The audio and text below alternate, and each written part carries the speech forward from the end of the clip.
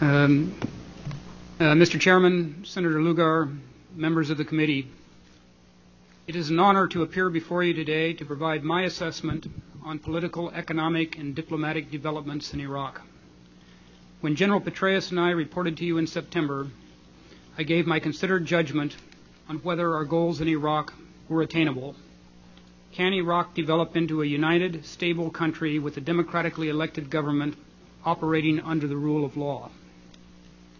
Last September, I said that the cumulative trajectory of political, economic, and diplomatic developments in Iraq was upwards, although the slope of that line was not steep. Developments over the past 7 months have strengthened my sense of a positive trend. Immense challenges remain, and progress is uneven and often frustratingly slow, but there is progress. Sustaining that progress will require continuing U.S. resolve and commitment. What has been achieved is substantial, but it is also reversible. 5 years ago, the statue of Saddam Hussein was toppled in Baghdad. The euphoria of that moment evaporated long ago. But as Iraq emerges from the shattering violence of 2006 and the early part of 2007, there is reason to sustain that commitment and the enormous investment we have made in the lives of our young men and women and our resources. Let me describe the developments upon which I base such a judgment. The first is at the national level in the form of legislation and the development of Iraq's parliament. In September, we were disappointed that Iraq had not yet completed key laws.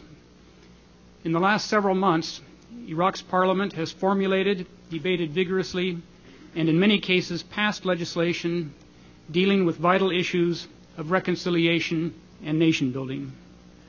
A pension law extended benefits to individuals who had been denied them because of service with the previous regime. The Accountability and Justice Law, deba'athification reform, passed after lengthy and often contentious debate, reflecting a strengthened spirit of reconciliation, as does a far-reaching amnesty law. The Provincial Powers Law is a major step forward in defining the relationship between the federal and provincial governments. This involved a debate about the fundamental nature of the state, similar in its complexity to our own lengthy and difficult debate over states' rights.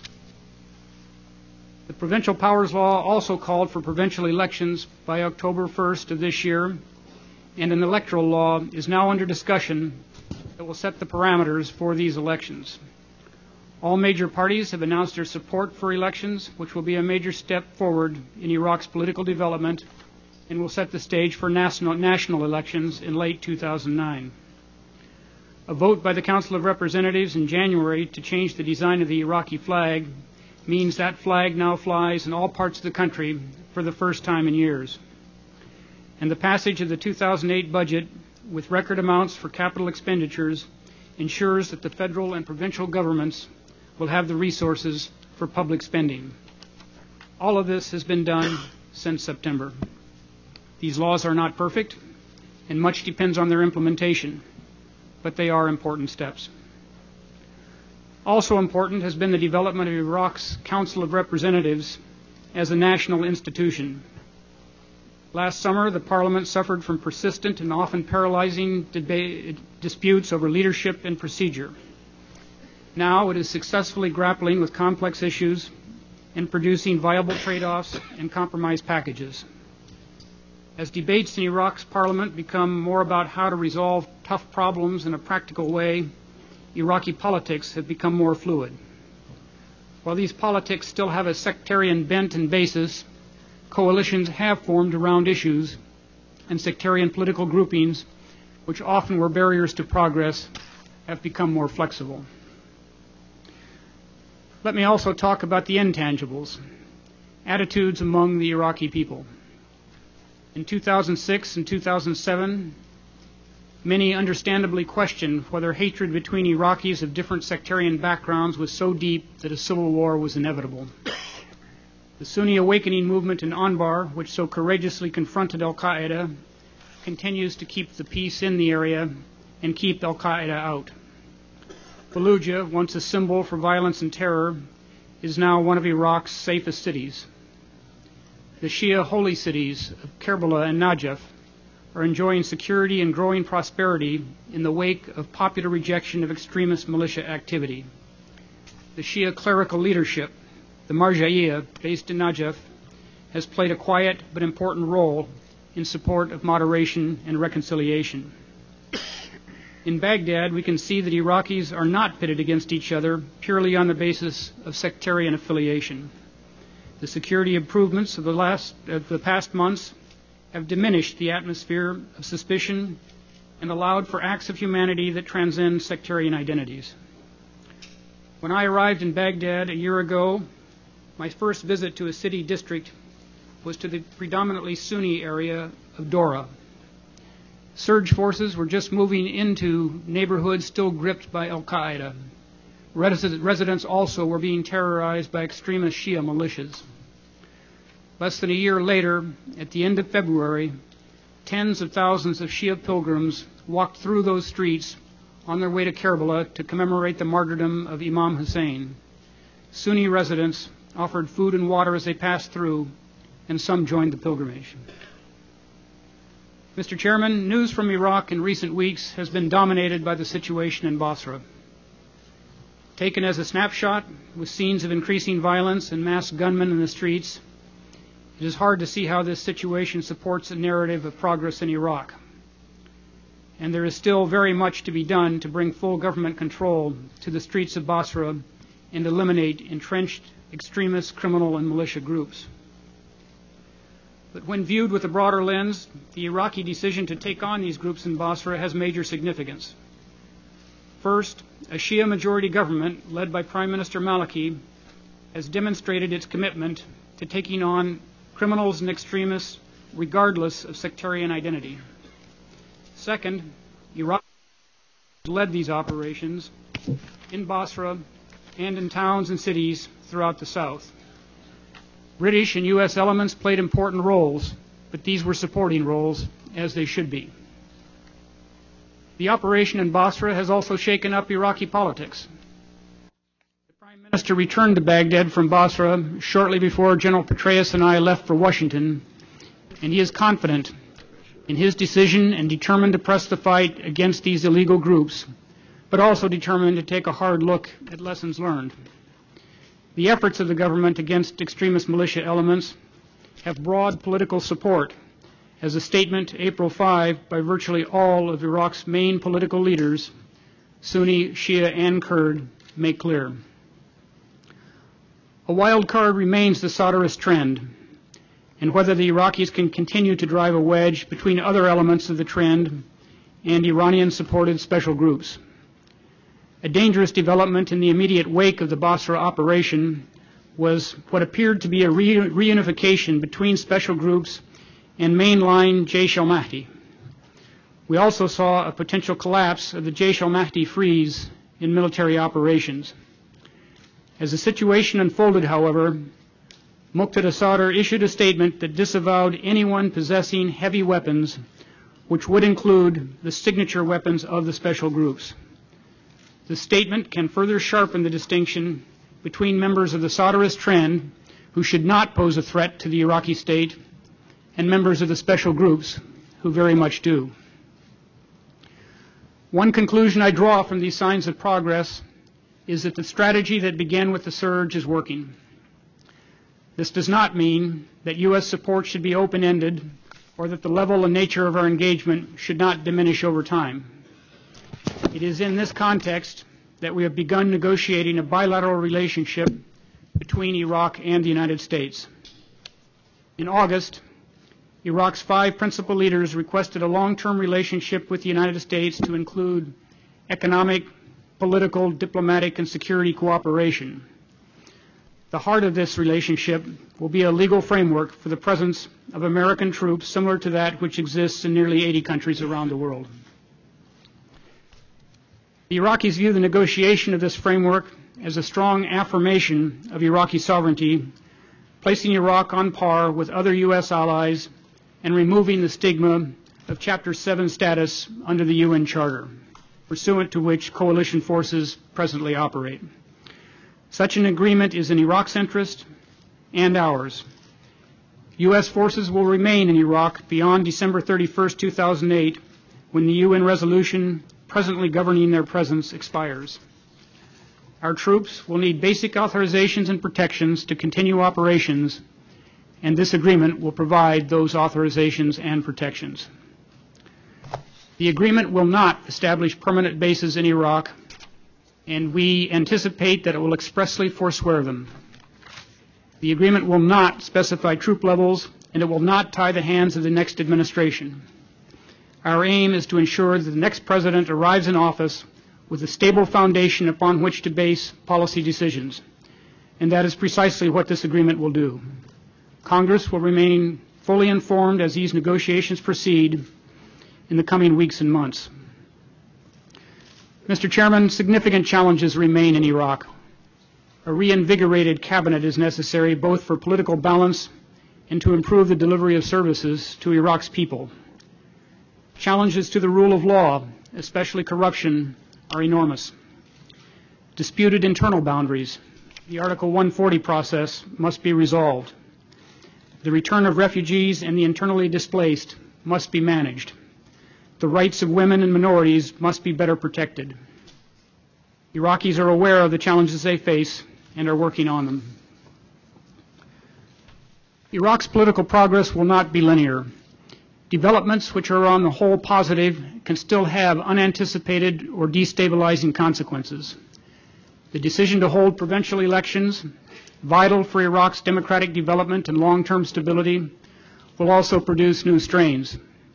Some of the violence we have seen recently in southern Iraq reflects changing dynamics within the Shia community as the political and security context changes. Such inflection points underscore the fragility of the situation in Iraq, but it would be wrong to conclude that any eruption of violence marks the beginning of an inevitable backslide. With respect to economics and capacity building, in September, I reported to you that there had been some gains in Iraq's economy and in the country's efforts to build capacity to translate these gains into more effective governance and services. Iraqis have built on these gains over the past months, as is most evident in the revival of marketplaces across Iraq and the reopening of long-shuttered businesses. According to a Center for International Private Enterprise poll last month, 78% of Iraqi business owners surveyed expect the Iraqi economy to grow significantly in the next 2 years. With improving security and rising government expenditures, the IMF projects that Iraq's GDP will grow 7% in real terms this year, and inflation has been tamed. The dinar remains strong, and the central bank has begun to bring down interest rates. Iraq's 2008 budget has allocated $13 billion for reconstruction, and a $5 billion supplemental budget this summer will further invest export revenues in building the infrastructure and providing the services that Iraq so badly needs. This spending also benefits the United States. Iraq recently announced its decision to purchase 40 commercial aircraft from the U.S. at an estimated cost of $5 billion. As Iraq is now earning the financial resources it needs for bricks and mortar construction through oil production and export, our assistance focus has shifted to capacity development and an emphasis on local and post-kinetic development through our network of provincial reconstruction teams and ministerial advisors. The era of U.S.-funded major infrastructure projects is over. We are seeking to ensure that our assistance, in partnership with the Iraqis, leverages Iraq's own resources. Our 25 PRTs throughout Iraq have been working to improve provincial and local governance capabilities, particularly in budget design and execution. They are also helping to establish critical linkages between provincial and federal governments. Our PRTs are great enablers, and we are working to ensure their continued viability as our forces redeploy. The relatively small amounts they disburse through quick response funds have major impacts in local communities, and congressional support is important, as it is for other vital programs in the FY08 Global War on Terrorism supplemental request. Iraq increasingly is using its own resources to support projects and programs that we have developed. It has committed nearly $200 million in support of a program to provide vocational training for concerned local citizens who stood up with us in the awakening. Our technical assistance advisors have helped design new procurement procedures for Iraq's oil ministry. We developed the technical specifications from which Iraq's state-owned oil company will build new oil export platforms and underwater pipelines worth over $1 billion. And in Baghdad, in the last 3 months, the municipality has stepped up to take over labor contracts worth $100 million that we had been covering under the Community Stabilization Program. Like so much else, Iraq's economy is fragile, the gains reversible, and the challenges ahead substantial. Iraq will need to continue to improve governmental capacity, pass national-level hydrocarbon legislation, improve electrical production and distribution, improve the climate for foreign and domestic investment, create short and long-term jobs, and tackle the structural and economic problems of the vital agricultural sector. We will be helping the Iraqis as they take on this challenging agenda, along with other international partners, including the United Nations and the World Bank. Mr. Chairman, along with the security surge last year, we also launched a diplomatic surge focused on enhancing UN engagement in Iraq, anchoring the international compact with Iraq, and establishing an expanded neighbors process which serves as a contact group in support of Iraq.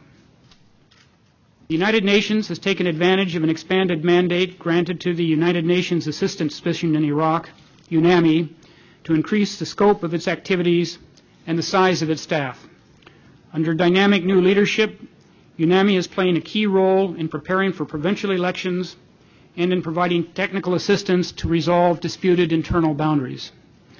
UNHCR has returned international staff to Iraq to assist with the return of internally displaced persons and refugees.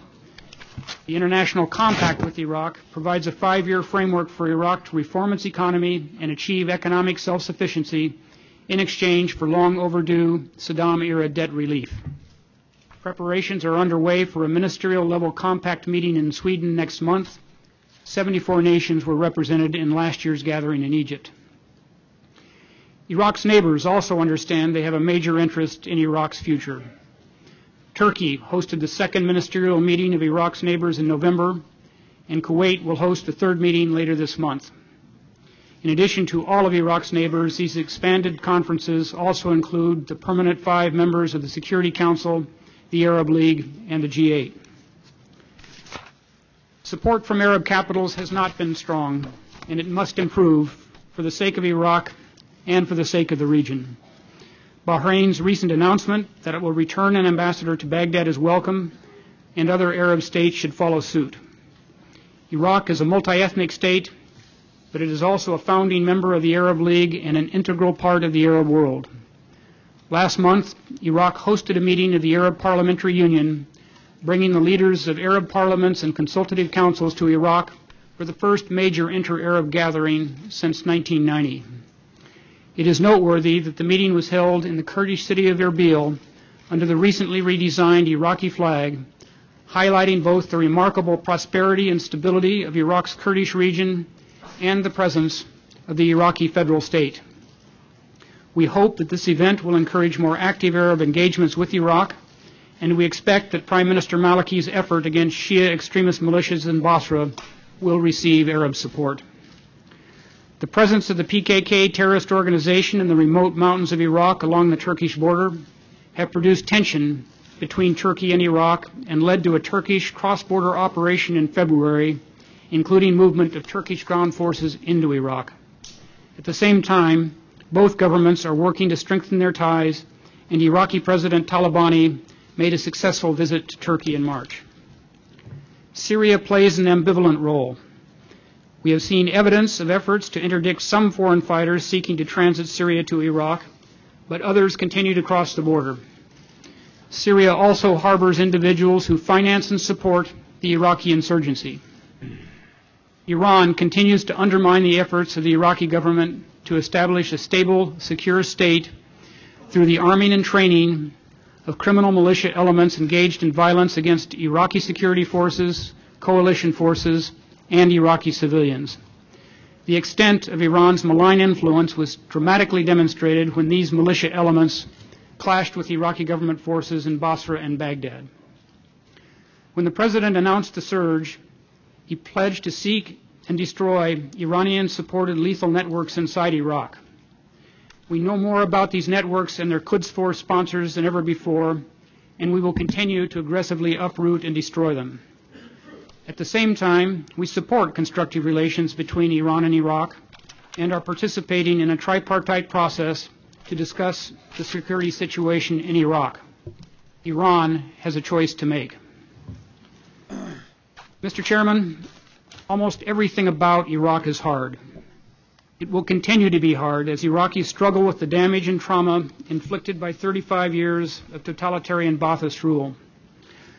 But hard does not mean hopeless, and the political and economic progress of the past few months is significant. These gains are fragile, and they are reversible. Americans have invested a great deal in Iraq, in blood as well as treasure, and they have the right to ask whether this is worth it, whether it is now time to walk away and let the Iraqis fend for themselves. Iraq has the potential to develop into a stable, secure, multi-ethnic, multi-sectarian democracy under the rule of law. Whether it realizes that potential is ultimately up to the Iraqi people. Our support, however, will continue to be critical. I said in September that I cannot guarantee success in Iraq.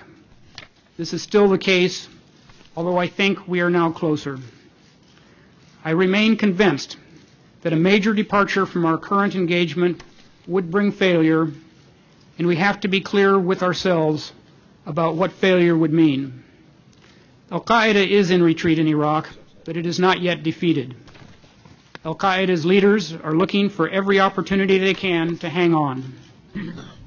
Osama bin Laden has called Iraq the perfect base, and it reminds us that a fundamental aim of Al-Qaeda is to establish itself in the Arab world. It almost succeeded in Iraq. We cannot allow it a second chance. And it is not only Al-Qaeda that would benefit. Iran has said publicly it will fill any vacuum in Iraq, and extremist Shia militias would reassert themselves. We saw them try in Basra and Baghdad 2 weeks ago. And in all of this, the Iraqi people would suffer on a scale far beyond what we have already seen. Spiraling conflict could also draw in neighbors with devastating consequences for the region and the world. Mr. Chairman, as monumental as the events of the last 5 years have been in Iraq, Iraqis, Americans, and the world ultimately will judge us far more on the basis of what will happen than what has happened. In the end, how we leave and what we leave behind will be more important than how we came. Our current course is hard, but it is working. Progress is real, although fragile. We need to stay with it. Mr. Chairman, in the months ahead, we will continue to assist Iraq as it pursues further steps toward reconciliation and economic development. Over time, this will become increasingly an Iraqi process, as it should be. Our efforts will focus on increasing Iraq's integration regionally and internationally, assisting Iraqi institutions locally and nationally to strengthen the political process and promote economic activity, and supporting the United Nations as Iraq carries out local elections toward the end of the year. These efforts will require an enhanced civilian commitment and continued support from the Congress and the American people. Finally, Mr. Chairman, I want to recognize and thank all those who serve our country in Iraq, military and civilian. Their courage and commitment at great sacrifice has earned the admiration of all Americans. They certainly have mine, and it is an honor to be with them out there. Thank you, sir.